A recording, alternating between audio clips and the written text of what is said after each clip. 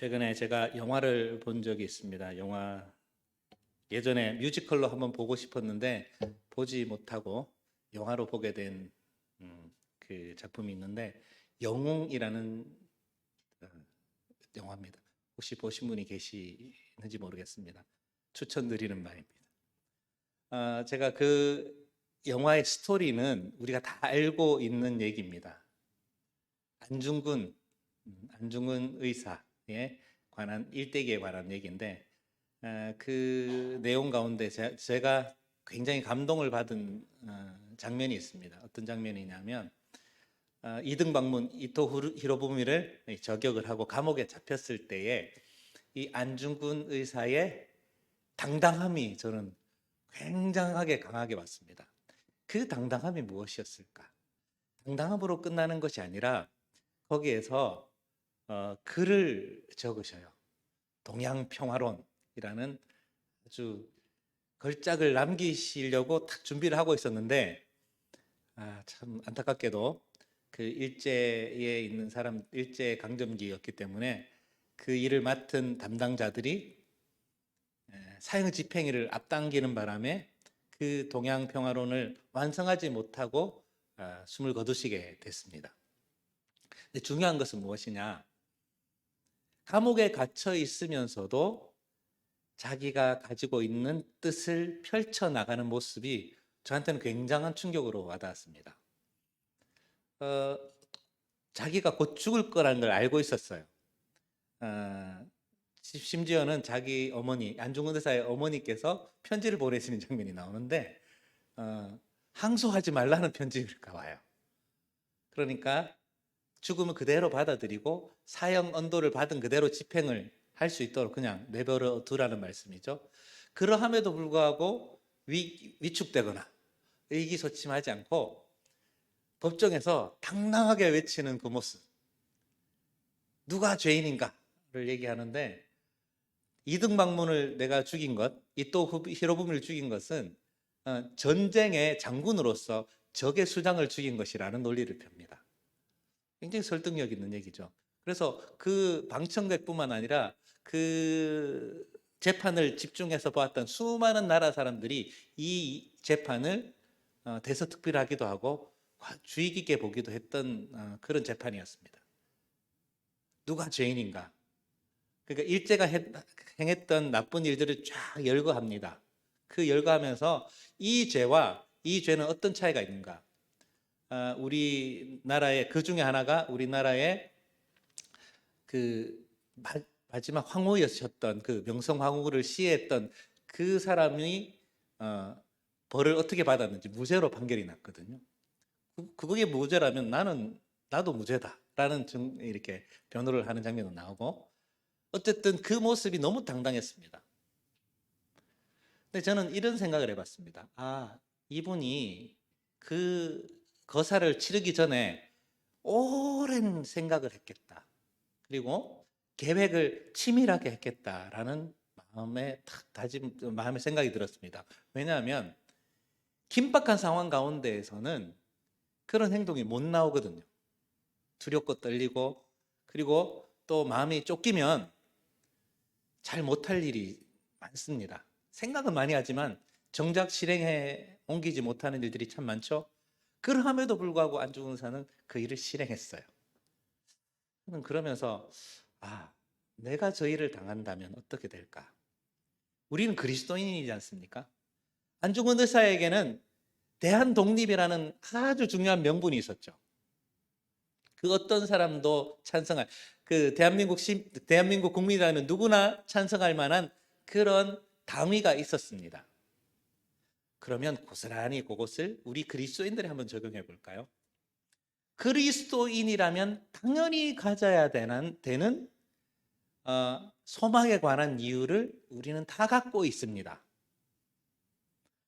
그런데 우리는 그 소망에 관한 이유를 과감하게 말하지 못하고 있지 않나? 라는 질문을 하게 됐습니다. 영원을 가지고 있고 천국을 소망하는 우리들이 정작 중요한 그 순간에 그 이유를 얘기하지 못한다면 우리가 믿는 믿음이 어떤 의미를 가지게 될까요?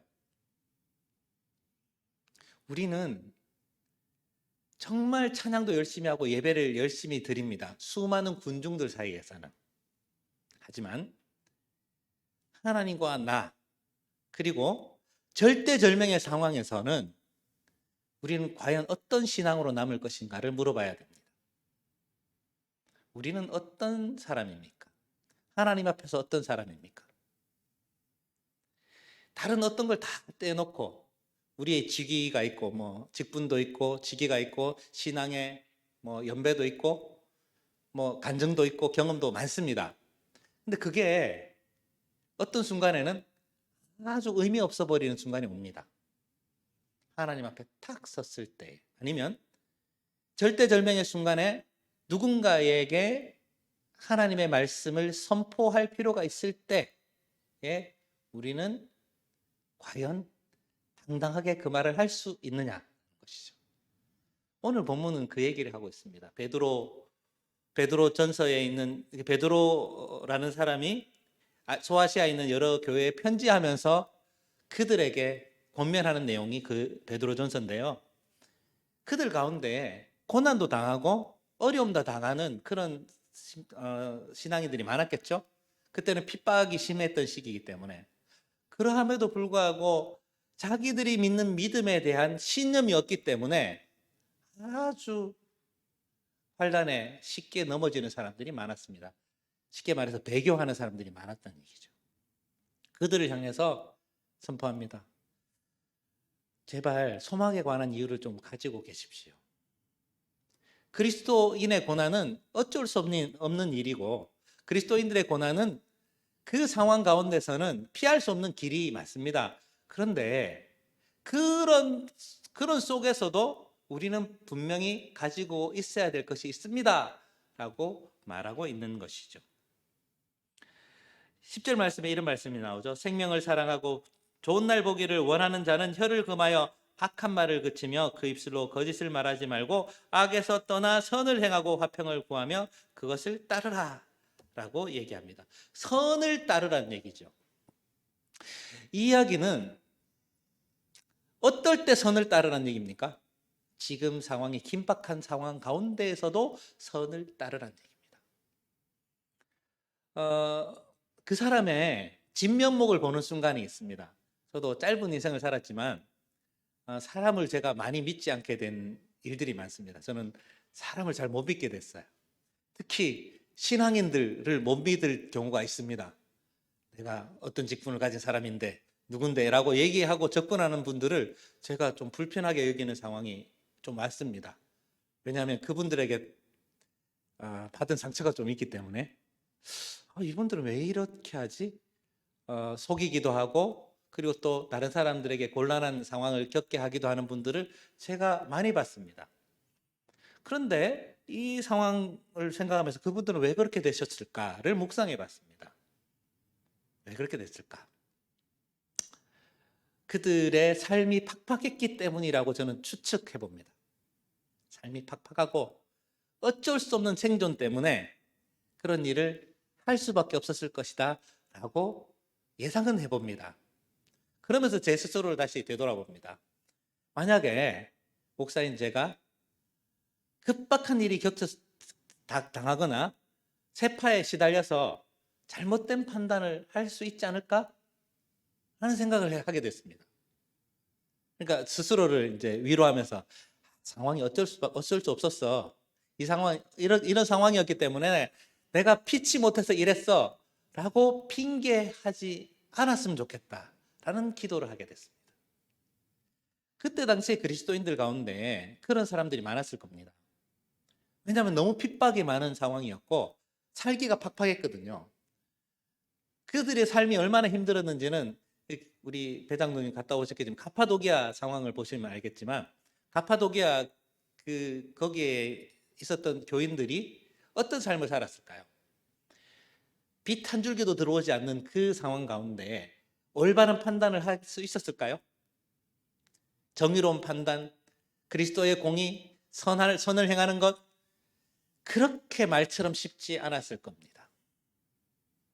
곧 내가 잡혀서 어떤 일을 당할지 모르는 상황 가운데 놓여 있는 그 사람들은 도덕이나 윤리나 이런 것들이 의미 없을 때가 있습니다. 왜냐하면 생존이 가장 중요하기 때문입니다. 그런데 베드로 기자는, 그리고 하나님께서는 우리에게 이렇게 말씀하십니다. 선을 행하고 화평을 구하, 그것을 따르라. 지금 내가 상황이 이런데요, 어떻게 선을 따릅니까? 지금 삶이 얼마나 팍팍한데요. 주님도 아시지 않습니까? 지금 삶이 얼마나 힘든데 주님도 입장 바꿔 생각해 보세요. 저 힘들어요 라고 반문할 수 있습니다. 그러함에도 불구하고 우리는 선을 따라야 됩니다. 14절 말씀에 또 다시 재언급하고 있죠. 또 너희가 열심으로 선을 행하면 누가 너희를 해하리요. 그러함에도 불구하고 열심으로 선을 행하면 누가 너희를 해하겠느냐라고 얘기합니다. 근데 이게 되게 역설적인 얘기죠. 실제로 굉장히 많은 해를 받았습니다. 고난을 당했습니다. 어려움을 겪었습니다.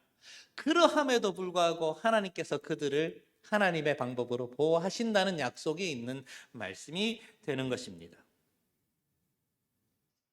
그리고 또 다른 역설이 나오죠. 그러나 의를 위하여 고난을 받으면 복 있는 자니, 의를 위하여 고난을 받게 되면, 그리스도를 위해서, 하나님 나라를 위해서 선을 행하면, 그리고 선을 행하고 고난을 받으면 복 있는 자라고 얘기합니다. 이것이 우리 그리스도인들의 숙명이에요. 숙명. 우리의 삶이 너무 괴롭고 힘듭니다. 힘들기 때문에 우리는 더욱더 선을 행해야 되는 것이죠. 죽을 힘을 다해서 그리스도의 공의를 실현해야 됩니다. 최악의 상황일 때 그 사람의 모습이 나옵니다. 여러분들 최악의 상황에 여러분들을 보증할 수 있습니까? 저는 그리스도인들이 당한 고난은 하나님께서 우리에게 복을 주시는 굉장히 중요한 지름길이라고 말하고 싶습니다. 그때서야 그 사람의 모습이 나와요. 험악한 모습을 한번 경험해 본 사람들이 비로소 하나님의 뜻을 깨닫고요, 자기 자신을 발견하게 돼요. 나라까지 한번 떨어져 봐야지 그 사람의 본 모습이 나오게 됩니다. 늘 우리는 그때를 생각해야 됩니다.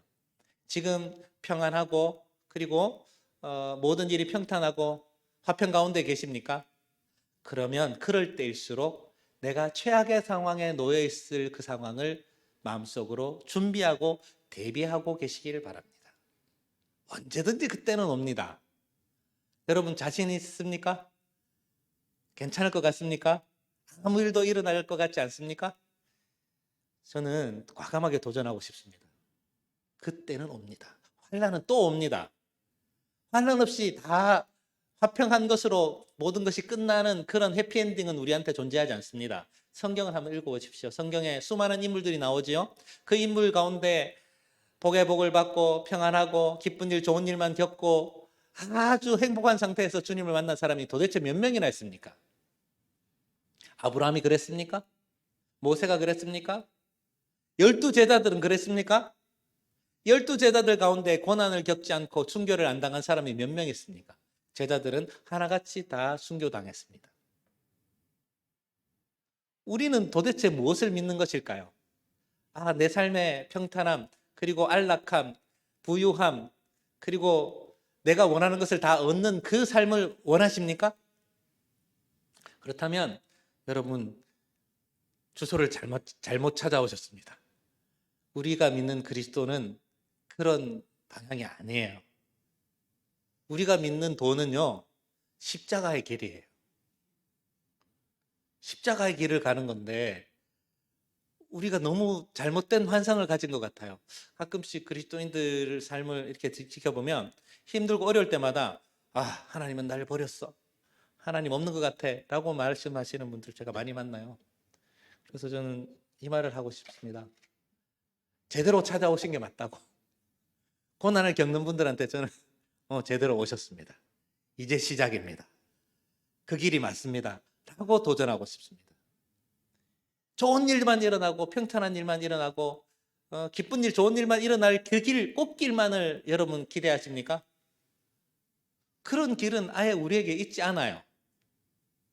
우리가 따라갈 분이 누구시죠? 예수 그리스도시잖아요. 예수님의 길을 한번 생각해 보십시오. 공생의 그 기간 동안 예수님은 어떤 길을 가셨는지. 매번 쉬지 못하시고 가르치시고 전파하시고 고치시고, 그리고 또 자기를 음해하는 사람들, 그 사람들을 대적하시고, 바리새인 서기관들, 그리고 자기를 고발하는 사람들하고 얼마나 많은 격론을 벌이고 싸우시고 하셨습니까? 쉬운 날이 있었습니까? 예수님의 생애 가운데 하루도 쉬운 날이 없었습니다. 예수님은 그 길을 가셨습니다. 그리고 우리는 예수님을 따르는 사람들이라고 다 고백하지 않습니까? 주는 그리스도시요 살아계신 하나님의 아들이십니다 라고 얘기하고, 그리고 내가 주님을 따르겠습니다 라고 세례 받으실 때 다 선서하셨던 분들 아닙니까? 우리 그 길을 가겠습니다 라고 고백했는데, 막상 예수님의 길을 접어들어서니 뜨거 하신 거예요. 다 뜨거. 이거 아닌가? 내가 잘못 생각했나? 라고 생각하시면서 하나님 나를 싫어하시나? 하나님 나를 왜 이렇게 힘들게 하시지? 이런 푸념을 한다는 얘기입니다. 다시 한번 생각을 바꾸시고, 잘 들으셨구나. 이것이 맞구나. 내가 예수 그리스도의 길을 따라가고 있구나. 예수님을 쫓아가고 있구나. 라고 생각하시는 것이 옳은 일입니다. 고난은 그리스도인들에게 너무 당연한 것이에요.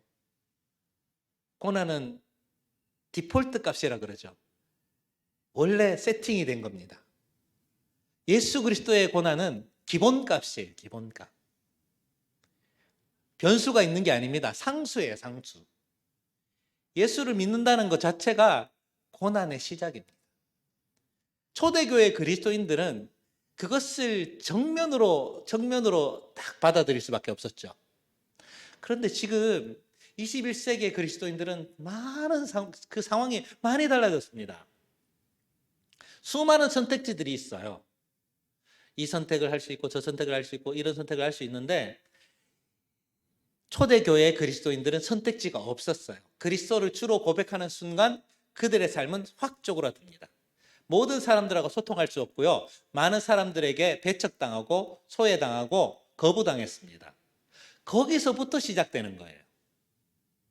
믿음의 시작이 거기서였는데, 우리 지금 21세기의 그리스도인들은 이런 선택지들을 너무 많이 갖고 있기 때문에 이래도 되나? 저래도 되나? 라고 생각하고 있습니다. 그런데 알고 보면 십자가의 길은 굉장히 좁은 길이에요.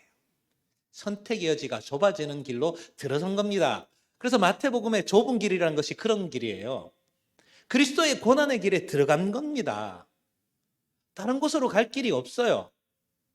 그런데 우리는 다른 길을 쳐다봅니다.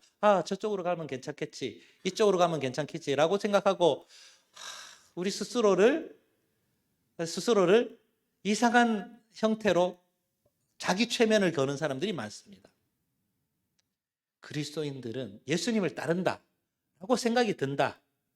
그러면 고난을 받아들이시기 바랍니다. 굉장히 불편한 진실이죠. 원래 진실은 불편합니다. 예수님을 따라가는데 고난을 피하겠다는 것은 예수님을 안 따라간다는 말과 같은 말입니다. 예수님이 십자가의 길을 가셨으면 나도 십자가를 지고 가는 거예요. 근데 예수님이 십자가를 지고 가셨는데 그 십자가를 지기 싫다 그러면 예수님을 따르는 사람이 아니겠죠? 제가 여러분들한테 과감하게 도전드립니다.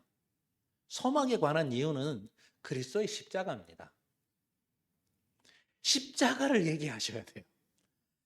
내가 짊어지고 가야 될 어려움, 그리고 예수 그리스도 때문에, 예수님 때문에 겪는 고난, 신앙생활 참 잘해보려고 나에게 닥치는 수많은 어려움들, 그 어려움들이 나의 신앙의 고백이 돼야 됩니다. 내가 예수님 믿으려고 내가 이런 일을 했습니다. 예수님 때문에 얻어가는 것이 너무 많기 때문에 내가 내 삶의 중요한 부분도 양보했고, 그리고 물질도 양보했고, 그리고 나의 명예도 양보했고, 내 육신의 평안도 양보했습니다 라고 말할 수 있어야지 그분은 그리스도의 소망을 가진 분들입니다. 근데 반대로 내가 예수님 믿고 난 다음에 모든 일이 잘 됐고 아무런 어려움이 없었고 좋은 일, 즐거운 일만 잔뜩 생겼습니다 라고 고백하는 분이 있다면 저는 과감하게 한번 묻고 싶어요. 예수님의 길을 가고 있습니까? 진짜?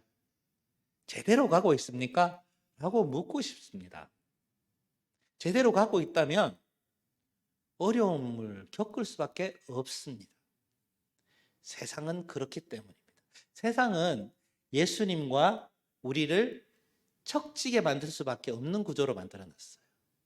초대교회 이래로 한 번도 바뀐 적이 없습니다. 예수 잘 믿는다고 해서 많은 사람들이 이렇게 떠받들어주는 그런 시대, 그리고 예수 믿는 것 때문에 많은 사람들이 격려만 해주는 그런 시대 많이 있었을까요? 교회사 2000년의 교회사를 뜯어보면 그런 적이 없었습니다. 그 교권 시대, 중세 암흑기라고 말하는 그 교권 시대 때도 제대로 신앙생활을 했던 그리스도인들은 고난을 겪었습니다. 참된 그리스도인들은요, 고난을 겪었습니다. 그래서 수도원 운동을 했던 그 수많은 교부들, 그 교부들은 고난을 스스로에게 그대로 끌어당기는 일도 했어요. 왜냐하면 고난을 겪어야지 예수님을 알 수 있었고, 그리고 하나님의 음성을 들을 수 있었기 때문입니다. 그래서 C.S. 루이스라는 분이 아주 멋진 말을 했지요. 뭐라고 얘기했을까요? 고난은 하나님의 음성을 들을 수 있게 하는 확성기다 라고 표현했습니다. 예수님을 따라가다가 내가 고난을 겪잖아요. 겪으면 하나님의 음성이 크게 들려요. 또렷하게 들리게 됩니다. 그런 기적을 느끼게 돼요. 그리고 기도할 때도 깊은 기도를 하게 됩니다. 고난을 경험한 사람과 고난을 겪지 않는 사람들의 기도의 수준은 다릅니다.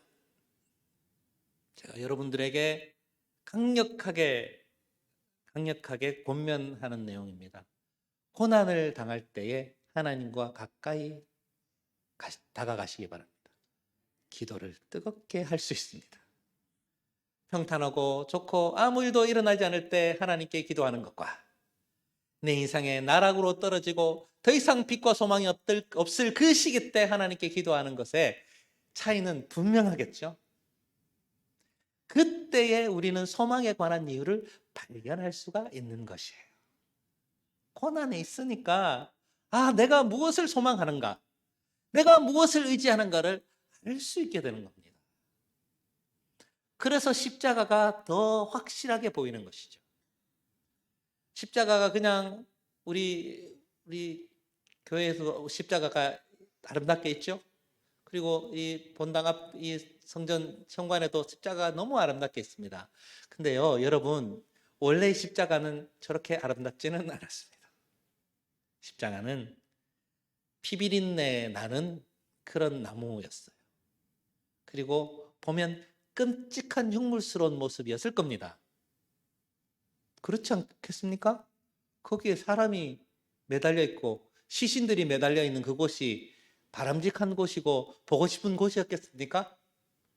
실물은 그랬습니다. 십자가 여러분 실물을 보게 되신다면 여러분 전부 다 소스라치게 놀라고 끔찍하게 여기실 겁니다. 십자가는 그런 것이에요. 현실은 그런 것입니다. 우리에게 닥치는 십자가는 우아하고 아름답고 금빛 번쩍번쩍 나는 모습이 아닙니다. 우리가 져야 될 십자가는 피비린내 나고 그리고 피와 땀에 쩔어 있는 십자가입니다. 우리는 그 십자가를 지는 사람들이에요.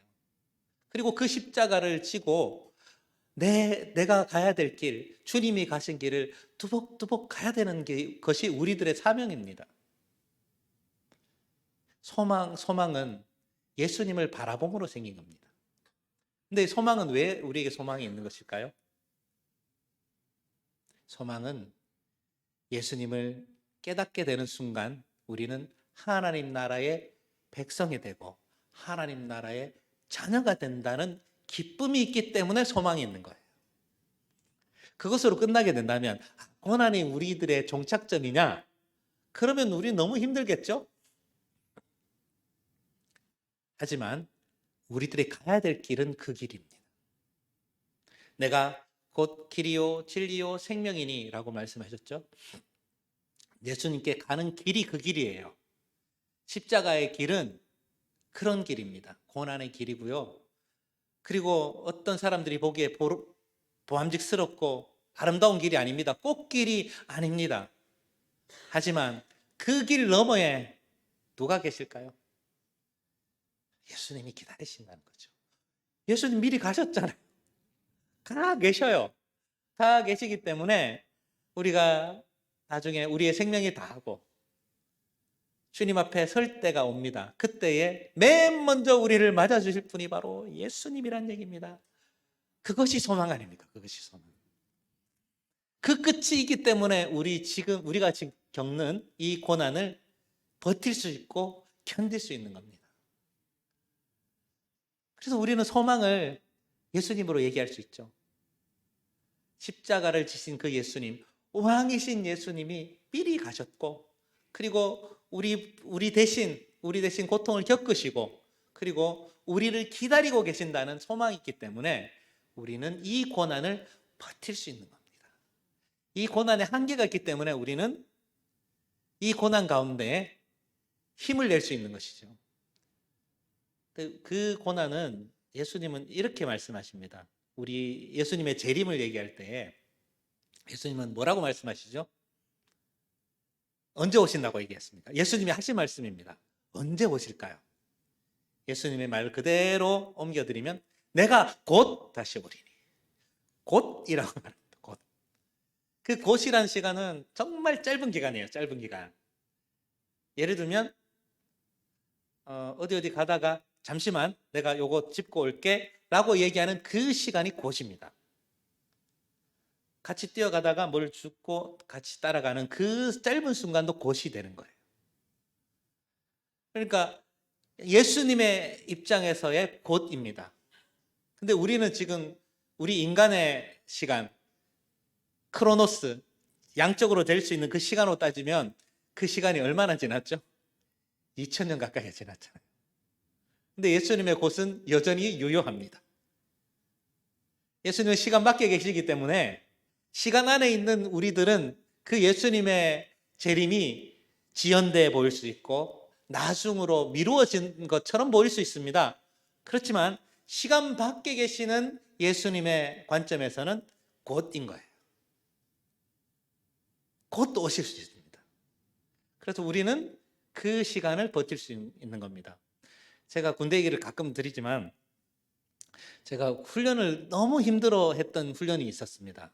어떤 훈련이었냐면 지리산을 요때쯤입니다. 지리산 눈이 오면 되게 힘들잖아요. 그 지리산에 올라가는 훈련을 했었는데 그 군장을 메고 지리산을 올라가면 굉장히 힘듭니다. 군장만 메는 게 아니라 기관총이라 그러죠. 기관총, 큰 기관총 M60 기관총을 돌아가면서 맸습니다. 근데 그 기관총이 10kg 정도 돼요. 그러니까 군장 무게가 한 25kg에서 30kg 정도 됩니다. 거기에다가 10kg를 이렇게 메고 가면 제 그때 느낌을 말씀드릴게요. 한 발을 짚을 때마다 뼈가 스르륵 녹는 느낌이었습니다. 한 발 짚을 때마다. 너무 힘이 들어가지고 시간이 너무 안 가는 거예요. 우리는 모든 군대의 훈련은 그렇습니다. 50분 훈련, 10분간 휴식입니다. 이건 어디나 지키는 건데요. 너무 힘들다. 너무 힘들다. 막 넘어지고 싶을 때 있었어요. 그냥 확 이렇게 주저앉아 버리고 싶을 때가 있는데 지금 주저앉을까? 지금 주저앉을까? 라고 생각하는 그 시점에 저 뒤에서 호각 소리가 삑삑 울립니다. 10분간 휴식. 그 소리가 너무 반가웠습니다. 나를 살리는 호각 소리였어요. 그런데요, 그 호각 소리가 10번 울리니까 그 다음 목적지까지 도착했습니다. 그러면 거기서 잠을 잘 수 있는 거예요. 그 일을 열흘 하니까 모든 훈련이 끝났습니다. 끝이 보이는 길이 있고 훈련이 끝나는 그 시점이 있을 때는 버틸만 합니다. 이제 요 정도쯤이면 호각이 불고, 자, 여기서 잠시 멈춥니다. 휴식합니다. 그리고 결국에는, 자, 여기가 마지막 훈련의 종착점입니다. 라고 얘기하는 그 순간 어떤 현상이 벌어진 줄 압니까? 우리 훈련하는 그 군인들이 갑자기 걸음이 빨라져요. 어디서 힘이 나왔는지 몰라요. 중간에는 거의 막 초조금이 돼가지고 이렇게 막 이렇게 기우뚱기우뚱 걷던 그 사람들이 그 마지막 종착점 우리 부대에 복귀하는 그 20분 전 그때부터 거의 뛰다시피 갑니다. 도대체 그 사람들과 그 사람은 어떤 차이가 좀 있을까요? 똑같은 사람인데 끝이 보이기 때문에 힘을 낼 수 있는 거예요. 주님을 만나는 그 시점도 똑같아요. 예수님께서 뭐라고 하셨죠? 곧 오신다 하셨잖아요. 곧. 다 왔어 너희들. 다 왔어. 다 왔으니까 너희들 열심으로 선을 행하거라. 열심으로 주의 공의를 행하거라. 그렇게 말씀하십니다. 그러니까 우리는 소망에 관한 이유를 가지고 열심히 걸어야 되는 것이죠. 왜냐하면 저 끝이 고지가 보이기 때문에 열심을 낼 수 있는 겁니다. 지금도 성령님께서 우리에게 독려하고 계십니다. 다 됐어. 다 왔어. 최선을 다해. 라고 계속 얘기하시죠. 저는 이 예화를 하나만 더 드릴게요. 등산 가보시면 등산에서 내려오시는 분들을 만나게 되죠. 내가 올라가고 있을 때. 그분들에게 우리가 질문을 많이 하지 않습니까? 뭐라고 질문해요? 정상 다 와갑니까? 라고 물을 때에 내려오시는 분들의 90%는 똑같은 대답을 하지 않습니까? 뭐라고 대답하시는가요? 내려오시는 분들이. 멀었구만. 이렇게 얘기하십니까? 반도 안 왔어. 이렇게 얘기하십니까? 다 왔습니다. 저기가 다 왔습니다. 조금만 가면 됩니다. 라고 얘기하셨죠. 대부분 그렇지 않습니까? 근데 그분들이 다 참말만 하던가요?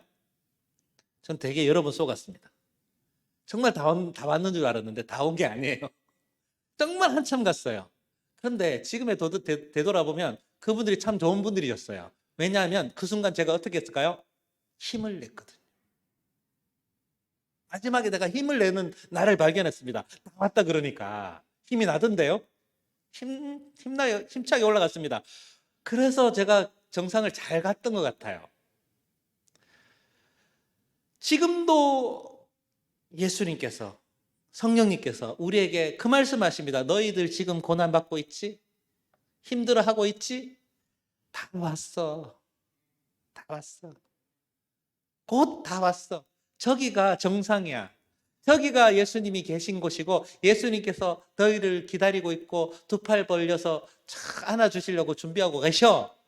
라고 말씀하고 계십니다. 소망이 관한 이유가 있죠. 나중에 재림의 때에 어린 양의 혼인잔치 때 예수님 만나는 게 우리의 소망입니다. 이걸 가지고 있으면요, 지금의 삶이 괜찮아요. 험악한 삶을 살고 있을지라도 견딜 수 있어요. 내 다리가 지금 후들거리고 혀에 단내가 나고 괴로워서 죽겠다 할지라도 주님을 만나는 기쁨이 내 눈앞에 있다면 버틸만 한 거 아닙니까? 사랑하는 우리 참사랑교회 성도 여러분, 끝까지 버텨내시기 바랍니다. 주님이 계시잖아요. 예수님이 기다리고 계십니다. 그러면 그때까지 최선을 다해 봅시다. 우리가 할 수 있는 모습, 가장 아름다운 모습, 열심으로 선을 행하시고 그리스도의 공의를 선언하시고, 그리고 내가 가지고 있는 그 최악의 상황일지라도 하나님께 온전한 모습으로 우리의 모습을 주님께 드리는 삶을 살아내시기를 주님의 이름으로 축원드리는 바입니다.